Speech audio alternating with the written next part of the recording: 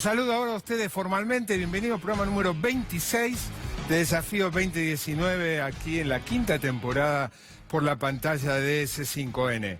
Si bien las encuestas, las cualitativas y las cuantitativas, están mostrando la mayoría de ellos algún repunte en la intención de voto y en la imagen del gobierno, el primer semestre está terminando en materia económica muy mal.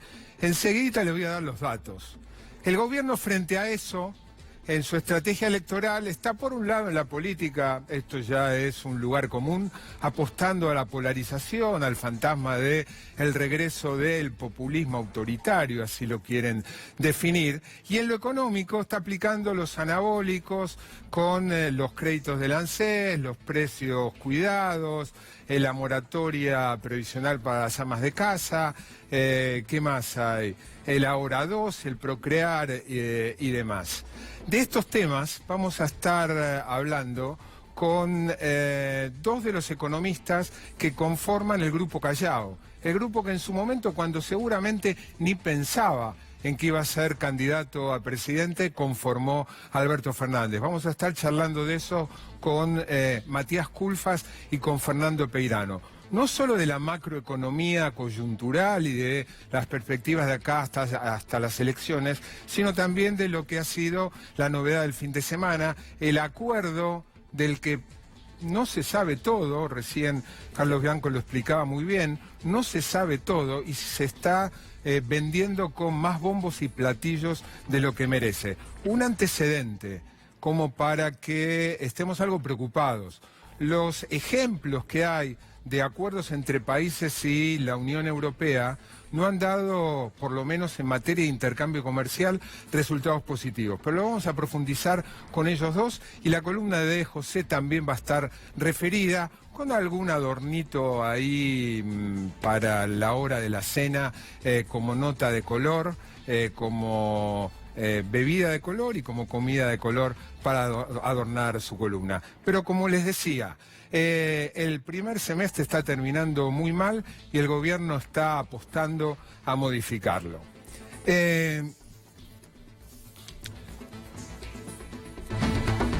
Además de lo que les acabo de mencionar con el título de anabólicos, los planes, los préstamos del ANSES, los precios, la moratoria, los créditos Procrear y seguramente el plan autos 0 kilómetro, que en junio no dio buenos resultados, dicen, lo extendieron un mes más, que en julio va a mejorar. Además de eso, el gobierno está en lo económico apostando a un dato, un factor clave, que es planchar el dólar. Ahora te voy a mostrar los datos de qué ha ocurrido con el dólar desde comienzo de 2019 hasta ahora y seguramente te va a sorprender.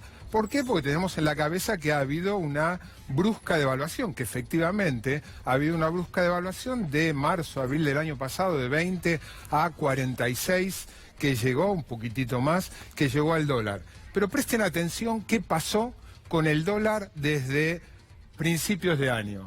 El dólar hoy cerró a 43.40 con una nueva baja, había llegado incluso en algún momento de la jornada a cotizar 43, sobre el final se ubicó en 43.40. Eso significa que en lo que va del año el dólar aumentó un 12,4%. ¿Cuánto aumentaron los precios? ¿Cuál fue la inflación? Si se estima, todavía no se conoce la de junio, pero si tomamos la primera estimación que informó la consultora Orlando Ferreres, por ejemplo, 2,6, los precios en el primer semestre del año aumentaron 22,3, cerca del doble. Es decir, que parte del aumento en el tipo de cambio real, en la competitividad, en el valor real del dólar, se ha habido reducido porque los precios recuperaron espacio. La apuesta del gobierno es mantener el dólar planchado. Esta mañana, a través de un comunicado, el Banco Central lo dio a entender claramente.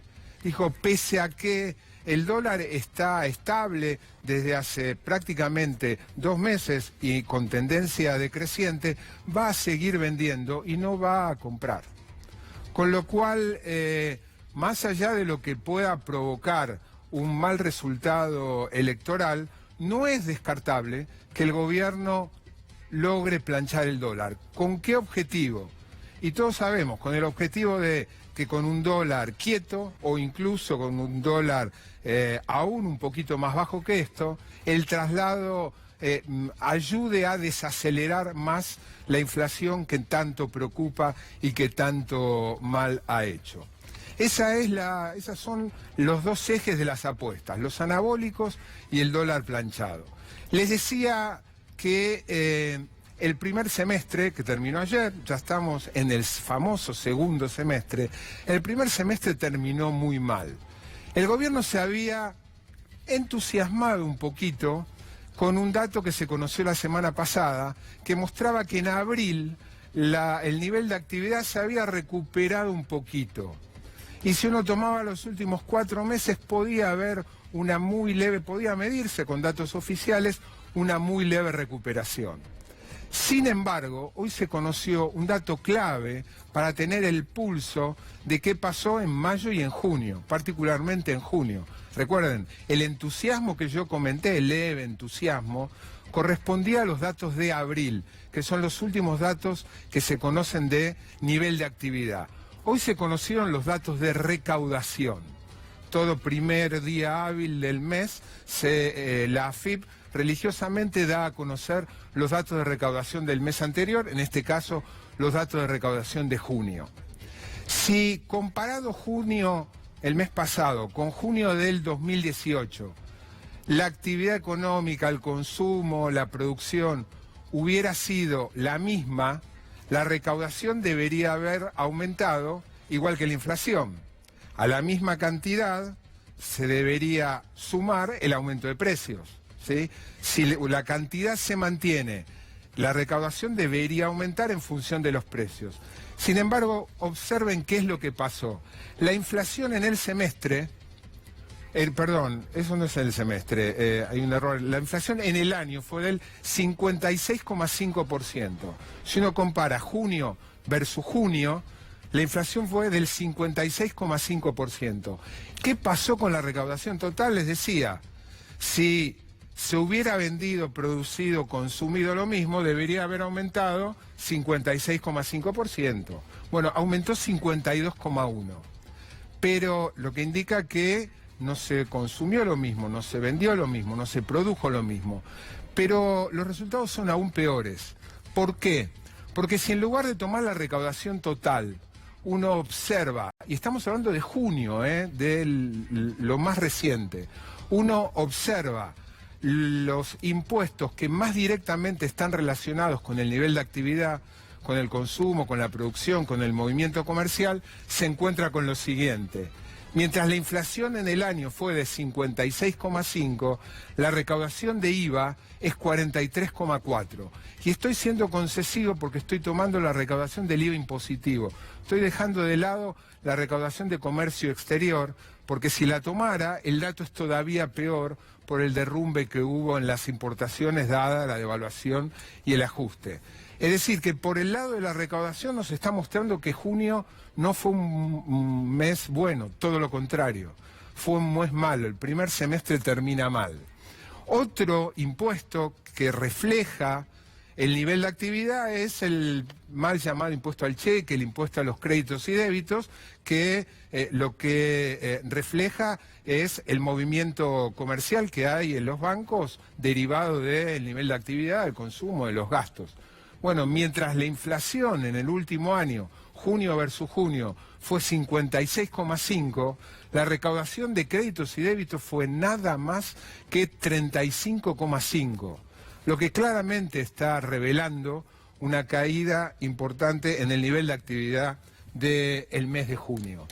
Y otro impuesto, en este caso que nos muestra qué pasó en el mercado de trabajo, es la recaudación de seguridad social. Nuevamente, con el razonamiento anterior, si la economía estuviera empleando la misma cantidad de gente y esa gente hubiese mantenido su poder adquisitivo, la recaudación de la seguridad social debería haber aumentado igual que la inflación. El mismo empleo, el salario subiendo igual que la inflación, la recaudación debería subir igual que la inflación. Sin embargo, subió nada más que 32%. Esto es claramente reflejo, en parte, de una menor nivel de empleo y básicamente, es el resultado de la estrepitosa caída del poder adquisitivo, que hace que tanto los aportes patronales como las contribuciones personales, calculados sobre un poder adquisitivo, un salario menor, caigan. Para ver cómo cae el salario, pasemos a las siguientes placas y van a ver el tremendo derrumbe que hubo. Lo primero es, los últimos datos oficiales del viernes pasado muestran que entre enero y abril la inflación fue de 15,5%, la variación de salarios, informada el viernes pasado, fue de 12,2%. Hay 3 puntos y pico de pérdida en los primeros 4 meses. No hay datos para mayo-junio, pero lo que veíamos recién de Seguridad Social nos da la pauta de que la situación siguió empeorando, por lo menos en junio y seguramente en mayo también. Esto es 2019. Ahora, 2019 viene a continuación de algo aún peor que sucedió en 2018 y que vamos a ver ahora. ¿Qué pasó en 2018 entre inflación y salarios? Inflación de 2018, diciembre a diciembre, todo el año, 47,6. La variación de salarios, 29,7, son todos datos oficiales. Hay una pérdida gigantesca como pocas veces hubo en la industria.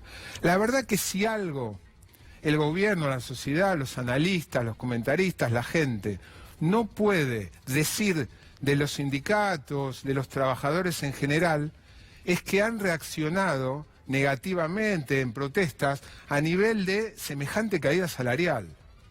Fue más que mesurada, más que moderada la reacción del sindicalismo, entre otros, ante esto. Si sumamos lo que mostramos de 2019 más lo que mostrábamos de 2018, lo que nos da es el acumulado que vamos a ver ahora. En la última placa. En puntos porcentuales, es decir, si uno suma la diferencia entre inflación y aumento salarial, en puntos porcentuales, entre enero de 2018 y abril de 2019 es de 21,2. O sea, el 56,7 más el 15 y pico son 21,2 puntos porcentuales más que lo que aumentaron los salarios. Eso medido en puntos porcentuales. Bien medido en términos de poder adquisitivo, hay una diferencia. Bien medido en puntos porcentuales, la caída es del 14,7%. 14,7% de pérdida de poder adquisitivo. Aquí está. Lo que es casi un poco más de 1 de cada 6 pesos de poder adquisitivo perdidos. La pregunta es, con los anabólicos y con el dólar planchado, ¿el gobierno va a poder revertir desde lo económico esto que ha venido ocurriendo?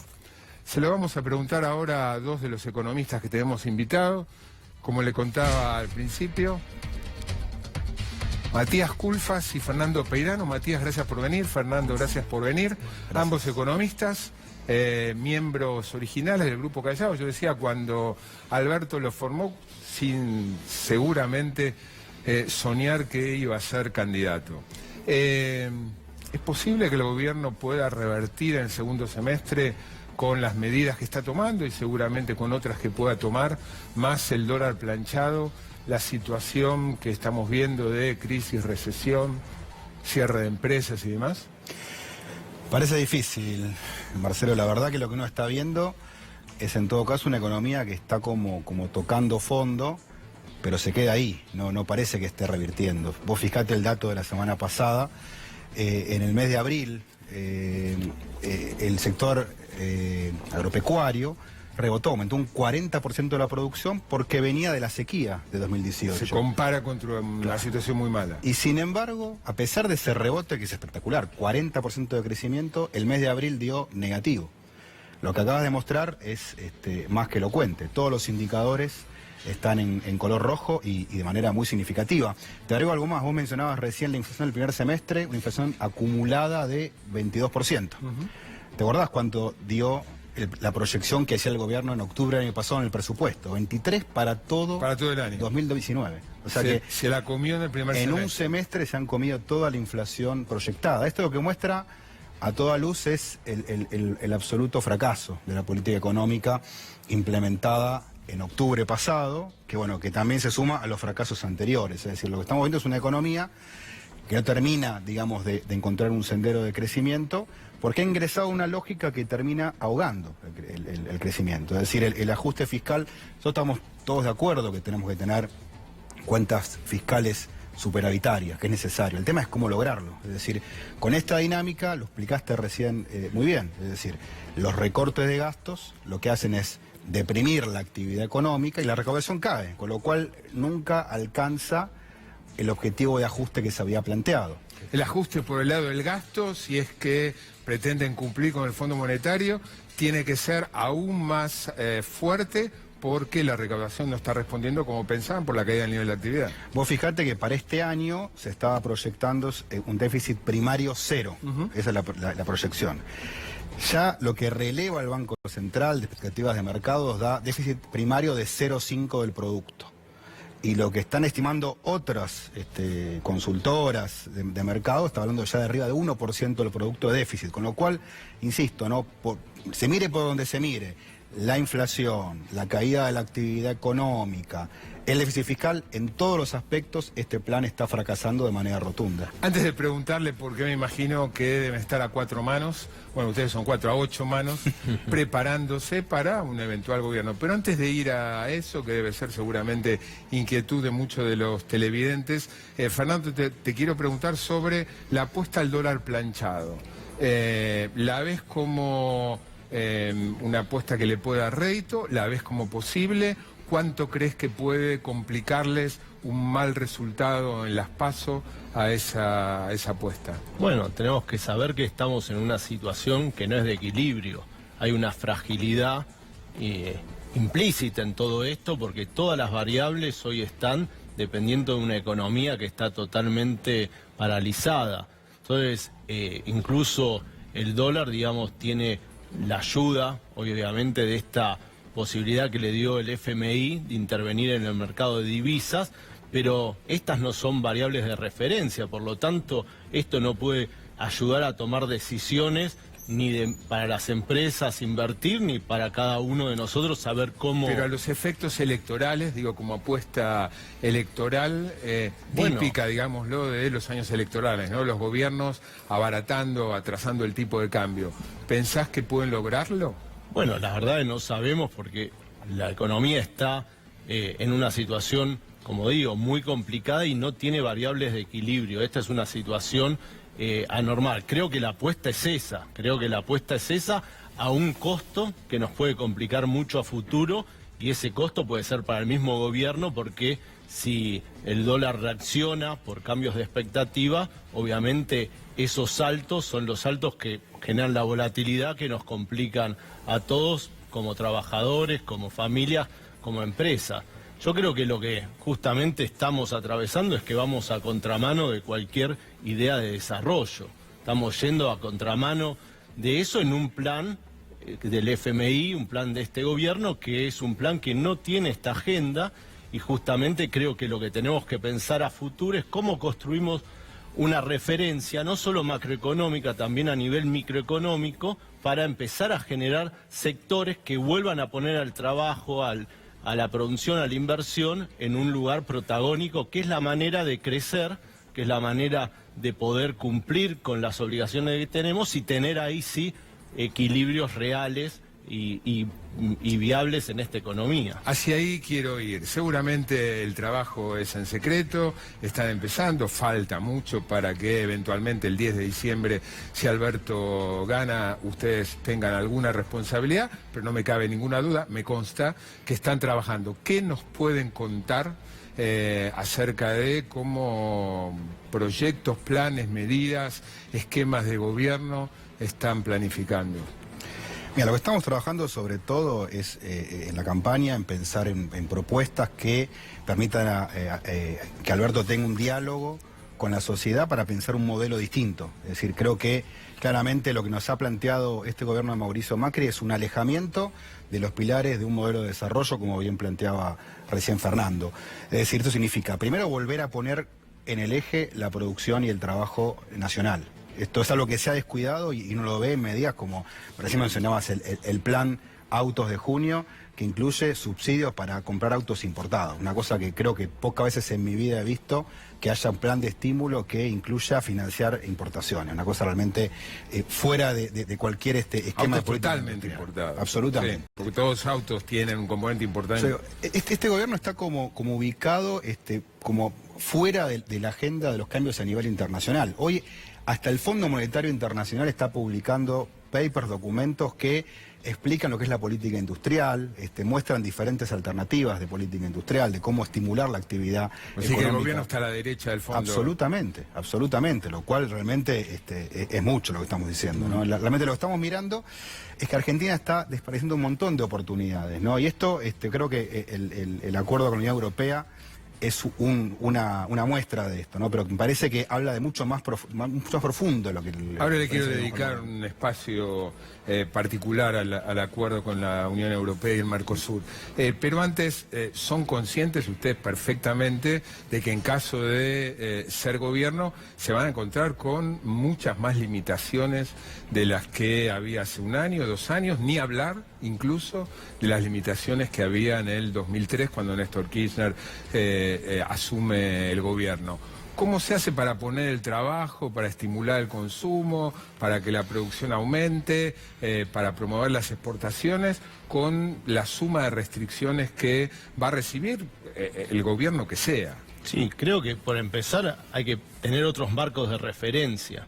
Me parece que lo que hoy tenemos es que no tenemos un modelo viable para la Argentina, para todos los argentinos. Este modelo que se está proponiendo, que se propone profundizar, acelerar en su marcha años adelante, es un modelo que no nos incluye a todos. Y justamente creo que empezar a asumir las restricciones, buscar cómo salimos de este laberinto, pasa justamente por estas nuevas referencias que digo, tiene por ejemplo, las agendas claves, hay que combinar una buena agenda de ciencia y tecnología, con una agenda de producción, con una agenda de comercio exterior. Estas agendas tienen que estar articuladas generando las condiciones.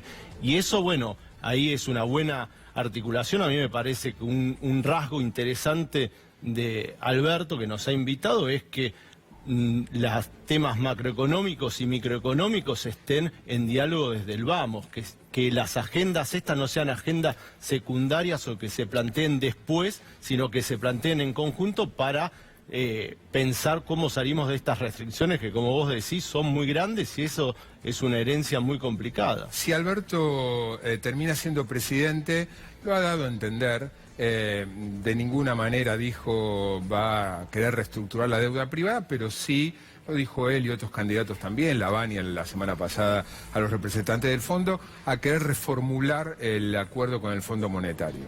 Y eso, para los que más o menos conocemos de qué se trata, es pasar de un tipo de crédito como el que tenemos hoy, stand-by, a un crédito a más largo plazo, pero que requiere algunas exigencias, ¿no? En la tradición del Fondo Monetario son reformas, ¿no? Reforma previsional, reforma laboral y reforma fiscal como las 3 principales. ¿Qué están pensando acerca de cada una de esas 3 reformas que el fondo, supongo yo, va a exigir cualquiera sea el gobierno que pretenda extender los plazos, flexibilizar el programa y refinanciar los pagos? Mira, creo que hay que mirarlo con detenimiento y también salir un poco de los prejuicios. Mencionabas la reforma laboral en primer lugar.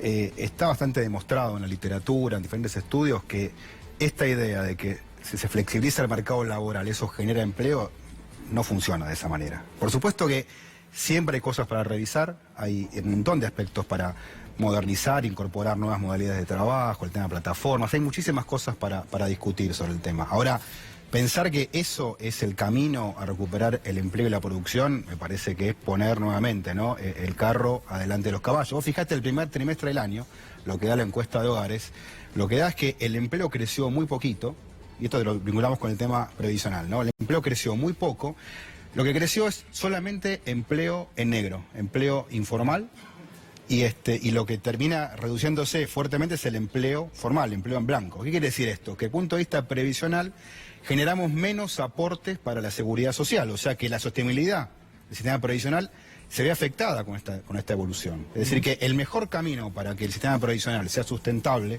sostenible como todos queremos y como plantean este tipo de reformas, es que haya realmente más crecimiento y más empleo. Por lo cual ahí tenemos que modificar un poco el eje en que está planteada la reforma. Enseguida quiero hablar con ustedes sobre el anuncio del fin de semana del acuerdo Mercosur-Unión Europea, pero antes una columna de José para alimentar la entrevista, ¿les parece? ¿Me aguanta un segundo?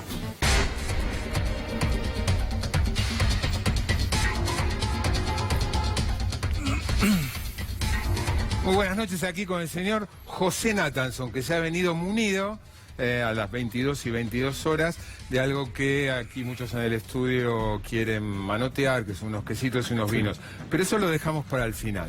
¿Qué tal, Marcelo? Sí, ya la producción me pidió que no me lo lleve a casa. No, que quede acá, que quede acá. 5 claves, Marcelo, para entender la gran noticia de la última semana, una de las grandes noticias, quizás la más importante en materia de comercio exterior de la firma del Mercosur, que es el anuncio de un acuerdo entre la Unión Europea y el Mercosur. Primer punto, vamos a decir, los acuerdos comerciales no son ni buenos ni malos, depende cómo se hagan, para qué se hagan, con quién se hagan, con qué objetivo y cómo se implementen. La famosa metáfora del martillo, sí, ¿no? Es una herramienta, efectivamente, para construir un hogar. Un hogar.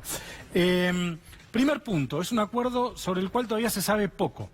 Todavía se sabe muy poco. No hubo lo que se llama Next Door Negotiation, es decir, una serie de actores involucrados, sindicatos, empresas, etcétera, que estén en la puerta al lado, verificando, supervisando y conversando acerca de lo que se discute. Como no hubo esto y como las conversaciones se desarrollaron con bastante hermetismo, fue un anuncio muy sorpresivo en el cual todavía no se sabe nada. Se sabe poco, digamos. Hay algunos comentarios generales, algunas ideas generales, pero no se sabe. Se sabe, por ejemplo, que va a haber en algunos casos salvaguardas de 15 años para liberalizar ciertos sectores, pero no se sabe exactamente cuáles son esos sectores ni cuál va a ser el ritmo con el cual se apliquen esas salvaguardas, digamos, ¿no? Por ejemplo, digamos.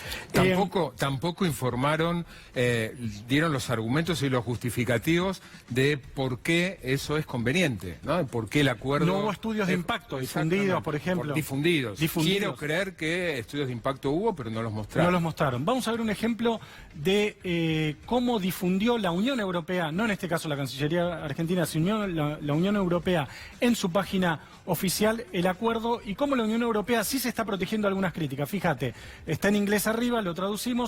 Nos abrimos a los productos agrícolas del Mercosur, que es uno de los grandes temas sensibles para Europa, la competitividad de los productos agrícolas del Mercosur, con cuotas cuidadosamente administradas que garantizarán que no haya riesgo de que ningún producto inunde el mercado de la Unión Europea y por lo tanto amenace la supervivencia de los agricultores de la Unión Europea. Así es como la Unión Europea le está contando a las sociedades de Europa que va a proteger a sus agricultores de lo que ellos consideran el mayor riesgo, que es una inundación de productos del Mercosur. Macri, Sica, Reiser, Forí, ¿no le están diciendo lo mismo a las industrias argentinas? Hasta donde yo he visto, no los han tranquilizado en esos términos. O en todo caso, la Unión Europea sí se está preocupando por tranquilizar a sus agricultores. Ahora, ¿por qué lo firman, decías vos, Marcelo? Bueno, hay una cuestión política bastante básica. Bolsonaro, el presidente de Brasil, está en un momento de mucha debilidad y tiene una mirada muy liberal de la economía, muy liberalizante de la economía. Su ministro de Economía, Paulo Guedes, es muy liberal. Macri está a pocos meses de las elecciones. Le viene muy bien mostrar esto. Ahora uno podría decir, ¿por qué la Unión Europea está impulsando este acuerdo político con el Mercosur, este acuerdo comercial, político de cooperación con el Mercosur? En octubre cambian las autoridades de la Comisión Europea. Jean-Claude Juncker, vamos a ver una foto de él, luxemburgués, que es el presidente de la Comisión Europea desde 2014, ahí lo tenés, un liberal luxemburgués, se va en octubre. Y hay dos movimientos paralelos que pueden hacer que esto, a partir de octubre, sea más complicado. Por un lado, el auge de los nacionalismos en Europa. Marine Le Pen, el Parlamento Europeo tiene cada vez más peso de las bancadas nacionalistas. Salvini de Italia, bueno, ya gobiernan algunos países, cogobiernan otros, están creciendo mucho. Y por el otro lado, los verdes, que tienen muchas objeciones, por ejemplo, a cómo se aplica la tecnología transgénica y la siembra directa en los países del Mercosur. Esas dos fuerzas políticas están en ascenso en Europa. Cuando este hombre se vaya en octubre, puede ser que la nueva Comisión Europea tenga más dificultades. También Europa está en un momento en el cual le fracasó el acuerdo que ellos tenían, que era su gran ambición, que era el acuerdo transatlántico con Estados Unidos. Trump se lo hundió. Están buscando, de hecho Europa firmó o está negociando acuerdo de libre comercio con Canadá, Japón, Singapur y México. Está perfeccionando el que tiene con México. Es decir, Europa está tratando de abrirse. La pregunta es si eso nos conviene a nosotros. Bueno, tercera cuestión, ¿a quién le conviene? Siempre es difícil hacer ¿a quién beneficia? ¿No? Siempre es difícil hacer un esquema general. Uno podría decir, este tipo de acuerdos siempre genera un cuadro de ganadores y perdedores. Como todavía no se sabe la letra chica, es difícil hacer un panorama exacto. Ahora, a primera vista parece muy claro que esto beneficia a la industria europea y beneficia al agro del Mercosur. Sí, así han sido las primeras reacciones, claramente a favor por parte de las entidades agropecuarias, sí, del mundo de los agronegocios, claramente a favor. En las economías regionales hubo algunas dudas más críticas. Sí, por esto que vamos a ver ahora. Y en la Unión Industrial Argentina, como entidad madre de la representación industrial, también bastante cautela, ¿no? Sí, Marcelo, el 70% de lo que Europa le vende al Mercosur son bienes de alto valor agregado, sobre todo industriales. El 63% de lo que el Mercosur exporta a Europa son materias primas, alimentos o manufacturas muy básicas hechas a partir de alimentos. O sea, lo más probable es que esta tendencia a partir de este acuerdo se profundice. Que todavía no sabemos exactamente cuándo se profundice. Tercer punto, o cuarto punto, me parece interesante comentar.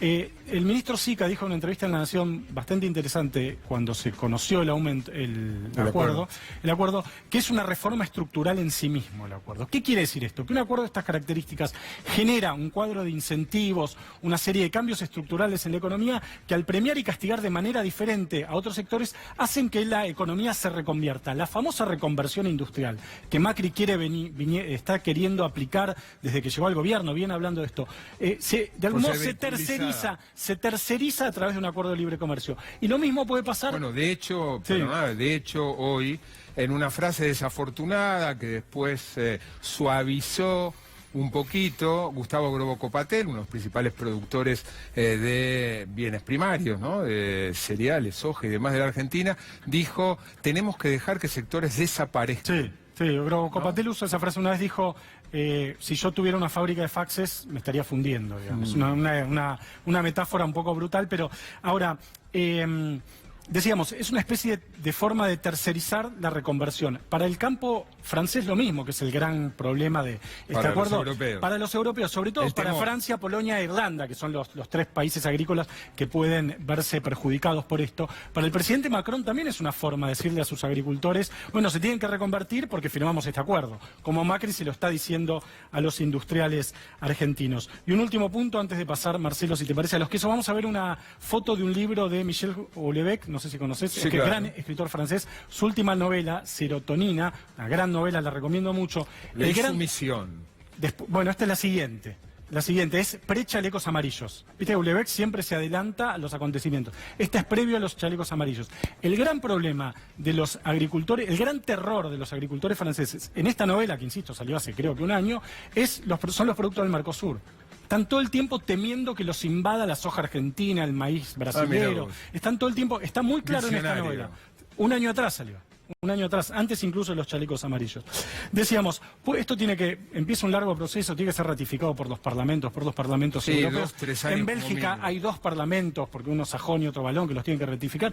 Es un proceso largo que se está desatando ahora. Puede ser que esto languidezca también, que esto no se termine de ratificar, que no sean aprobados, que no se aplique, etcétera. Mientras tanto, si te parece, bueno, Marcelo, vamos a la parte gastronómica. Sí, te invito a comer esto, que por ahí es todavía tenemos un tiempo, pero una de las últimas veces que vos puedas comer queso rellanito en argentino, o queso, no sé si te gusta más el Roquefort o el rellanito, lo toma la cámara casi, porque una de las cláusulas que incluye un acuerdo son las famosas denominaciones de origen. El rellanito... Incluye el parmesano, tampoco el parmesano y la mozzarella. Y la mozzarella. El rellanito es un queso técnicamente italiano.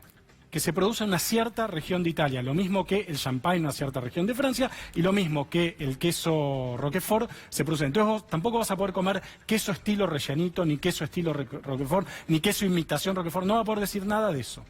Solo vas a tener que verlo e identificarlo a través de las formas que tiene. Intentaron imponer en lugar de Roquefort queso azul. Queso azul, como blue cheese, como dicen en Estados Unidos. Y rellanito que... Y rellanito, no sé, queso duro le van a tener que poner. Pero bueno, para compensar trajimos, Marcelo, y que la cámara lo enfoque acá, un vino que es vino de Mendoza.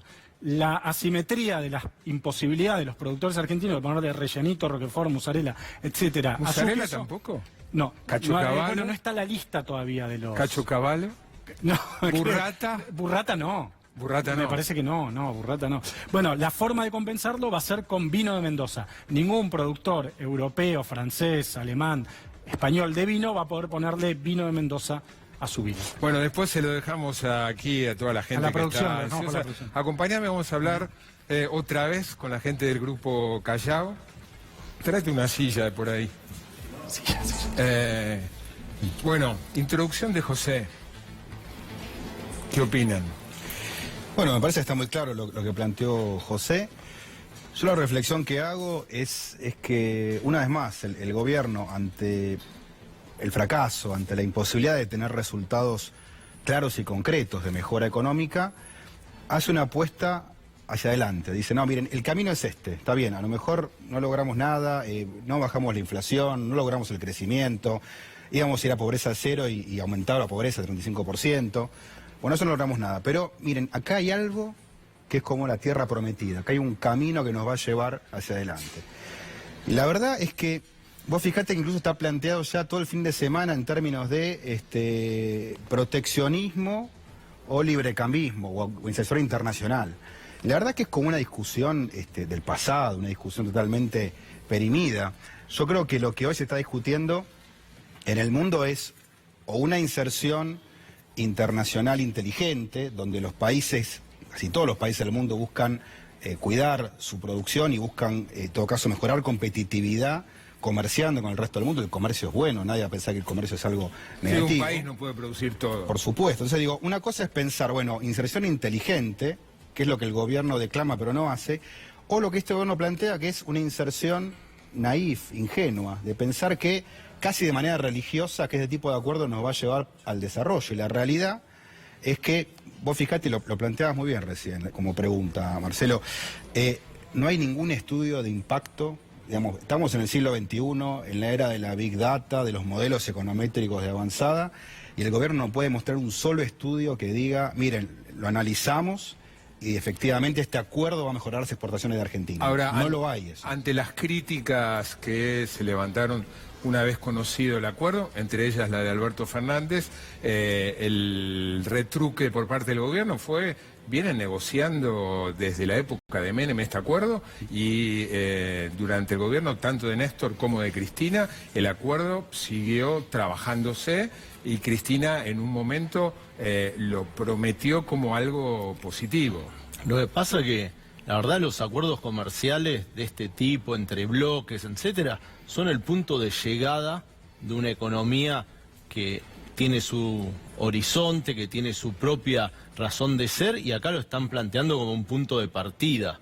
Y nosotros tenemos que primero definir cuál va a ser la Argentina dentro de 10, 15 años. Me parece que ese debate no está resuelto en Argentina. Hoy estamos en medio de una emergencia, donde hay una industria que cae de manera continua, hay sectores que se sienten inviables, y me parece que entonces en este contexto, que es muy difícil pensar el futuro con estas referencias, plantear esto como punto de partida es un error. Nosotros tendríamos que poder hacer una buena negociación a partir de saber qué queremos ser en el mundo, qué vamos a aportar, y ahí emprender un camino, primero suavizando las asimetrías, enormes asimetrías que tenemos entre nuestra estructura productiva y la europea. Ese trabajo y ese planteo no estuvo presente en todo el fin de semana.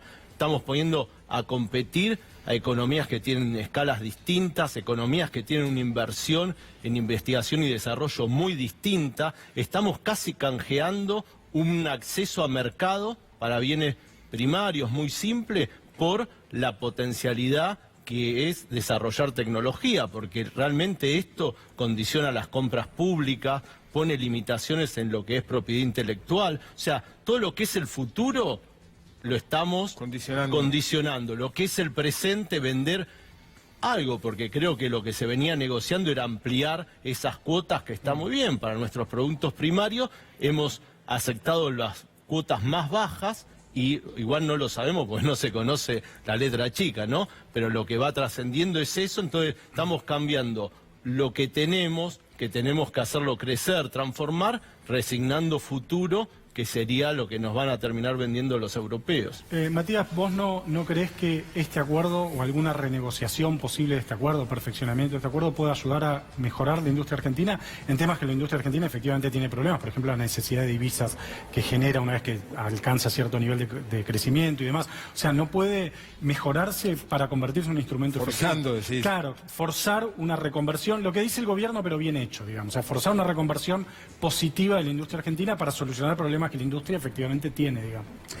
Mira, creo que como está escrito el acuerdo es muy difícil que eso ocurra. Sin lugar a dudas hay mucho para hacer y nosotros no tenemos una posición aislacionista. Nosotros pensamos que la política industrial tiene que ser para crear capacidades, no para preservar rentas de algunos sectores, ¿no? Tenemos que pensar realmente una reconversión de los sectores manufactureros, que es una tarea permanente, más en una economía, venimos en una economía abierta. Acá la discusión no es globalización sí, globalización no. Hay una globalización, el mundo está integrado, el tema es cómo te insertás y cómo generás más capacidad. Y ahí me parece que está el verdadero dilema que se está discutiendo en este momento. Por último, me salgo del tema, me quedó una pregunta pendiente que quiero formular. Cuando hablamos de las reformas, hubo varios artículos el fin de semana diciendo que en Argentina se pagan mucho de impuestos.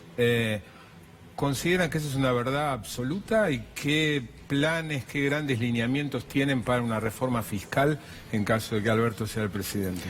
Mira, yo te voy a decir algunos elementos, no una reforma fiscal porque no es un tema que se haya discutido, para ser bien claro, ¿no? Sino algunas cuestiones te puedo decir más como opinión personal. Creo que en Argentina hay sectores que pagan mucho y sectores que pagan poco. Hay una combinación de elementos. Me parece que cuando uno mira lo que pasa con las pequeñas y medianas empresas, con los sectores manufactureros, uno lo que ve es que las alícuotas impositivas son muy parecidas. Por ejemplo, el impuesto a las ganancias paga lo mismo una pyme que una grande, una empresa que reinvierte utilidades que la que las distribuye. Me parece que ahí hay mucho para hacer en cuanto a alinear incentivos. Es un tema que me parece que hay que trabajarlo en cuanto a tener una reforma impositiva, en todo caso, que incentive un poco más la producción, la reversión de utilidades. ¿Son de la idea de que el salario no es ganancia y por lo tanto no hay que gravarlo? Mira, yo creo que es un tema complejo. Me parece que cuando uno mira la Argentina hay un sector de salarios, llamémoslo altos, que paga impuestos a las ganancias y a mí me parece que está bien. A lo mejor está mal el nombre, no es ganancia, es impuesto a los ingresos, pero a mí me parece que un salario alto, digamos. No, bueno, eso hay que verlo, es dinámico, más con estos niveles de inflación se va moviendo mucho, ¿no? Yo lo que digo es que una cosa es discutir el mecanismo de actualización, discutir falencia, esto que ocurre a veces, que bueno, un trabajador dice, claro, o me subo el salario y resulta que termino ganando menos porque me pasé con la alícuota. Este tipo de cuestiones técnicas hay que revisarlas siempre y mejorarlas. Lo que digo es que, desde mi punto de vista, tanto por una cuestión de problemas fiscales que tiene Argentina, como por una cuestión de equidad, me parece que determinados niveles de salario tienen que pagar un impuesto a los ingresos o a las ganancias. Matías, Fernando, los dos, muchas gracias. Un gusto. Vamos, después de unos breves auspicios, a pasar de la MAC, de los grandes acuerdos internacionales, a lo que está pasando abajo. Nos los va a contar dos intendentes, ya están aquí, Francisco Duraniona Iberia, intendente de San Antonio de Areco, y Ariel Sujarchuk de Escobar. Enseguida con ellos dos.